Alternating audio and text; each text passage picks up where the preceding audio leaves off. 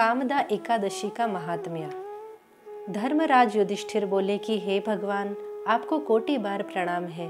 मैं आपसे प्रार्थना करता हूँ कि आप कृपा कर चैत्र मास के शुक्ल पक्ष की एकादशी का वर्णन कीजिए।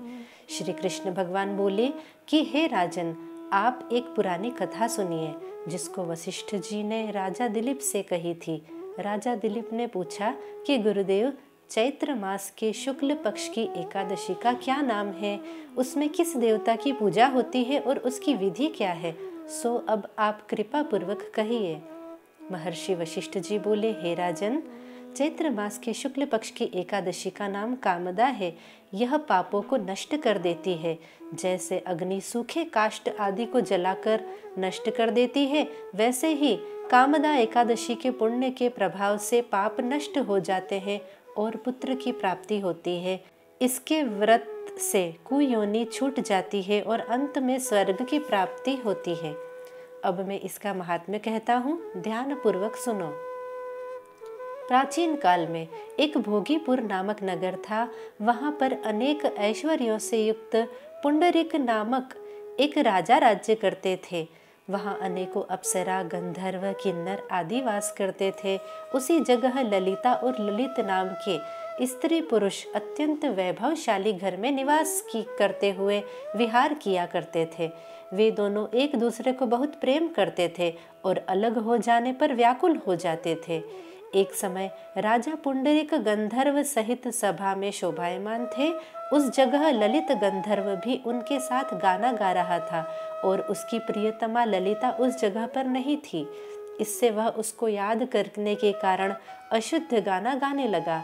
नागराज करकोटक ने राजा पुंडरीक से इसकी शिकायत की।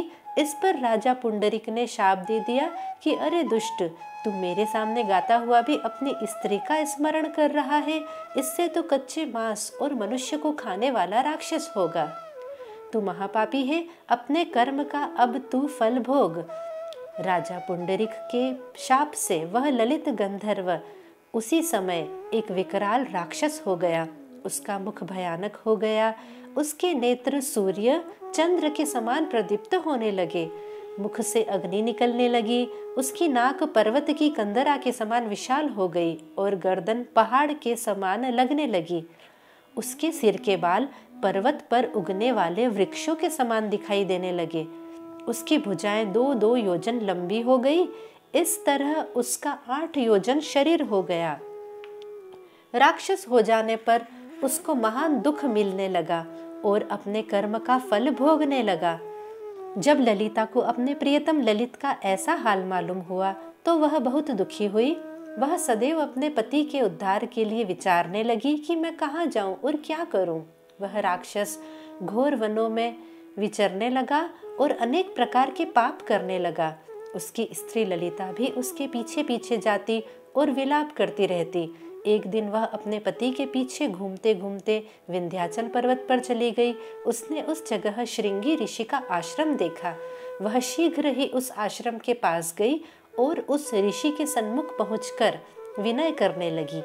उसे देखकर श्रृंगी ऋषि बोले कि हे सुभगे, तुम कौन हो और यहाँ किस लिए आई हो? ललिता बोली, हे मुनि, मैं वीर धनवा नामक गंधर्व की कन्या ललिता हूँ। मेरा पति राजा पुंडरीक के शाप से एक भयानक राक्षस हो गया है। उससे मुझको महान दुख हो रहा है। आप उसे राक्षस योनि से छूटने का कोई श्रेष्ठ उपाय बतलाइए। तब श्रृंगी ऋषि बोले, अरे गंधर्व कन्या ललिता, अब चैत्र मास के शुक्ल पक्ष की एकादशी आने वाली है। उसका नाम कामदा एकादशी है। उसके व्रत करने से मनुष्य के समस्त कार्य शीघ्र ही सिद्ध हो जाते हैं। यदि तू उसके व्रत के पुण्य को अपने पति को देगी तो वह शीघ्र ही राक्षस योनि से छूट जाएगा और राजा का शाप शांत हो जाएगा। मुनि के ऐसे वचनों को सुनकर ललिता ने आनंद पूर्वक उसका व्रत किया और द्वादशी के दिन ब्राह्मणों के सामने अपने व्रत का फल अपने पति को दे दिया और भगवान से प्रार्थना करने लगी कि हे प्रभु, मैंने जो यह व्रत किया है उसका फल मेरे पतिदेव को मिले, जिससे उनकी राक्षस योनि शीघ्र ही छूट जाए। एकादशी का फल देते ही उसका पति राक्षस योनि से छूट गया और अपने पुराने स्वरूप को प्राप्त हुआ। वह अनेक सुंदर वस्त्रों तथा आभूषणों से अलंकृत होकर पहले की भांति ललिता के साथ विहार करने लगा। कामदा एकादशी के प्रभाव से वह पहले की भांति अब अधिक सुंदर हो गए और पुष्पक विमान पर बैठकर स्वर्ग लोक को चले गए। हे राजन, इस व्रत को विधि पूर्वक करने से समस्त पाप नष्ट हो जाते हैं।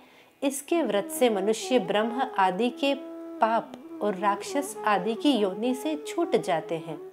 संसार में इससे महान कोई दूसरा व्रत नहीं है। इसकी कथा तथा महात्म्य के श्रवण एवं पठन से वाजपेय यज्ञ का फल प्राप्त होता है। जय श्री कृष्ण।